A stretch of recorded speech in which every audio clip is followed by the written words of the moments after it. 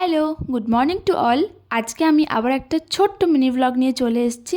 তো চলো মিনি ব্লগটা তোমাদের সাথে শেয়ার করি।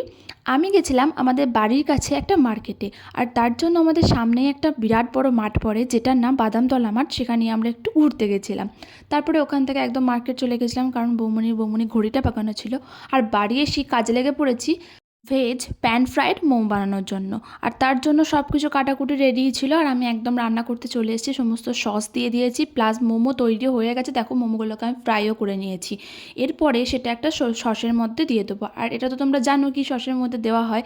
আর এর মধ্যে আমি একটু কর্নফ্লোর দিয়ে দিলাম, যাতে একটু মাখো মাখো হয়ে যায়। আর দেখো, মা যে লিচিগুলো বেঁচে গেছে মোমো, সেগুলো মা লুচি বানিয়ে দিয়েছে। যাই হোক, এবার তোমাদের রিভিউটা দেখো।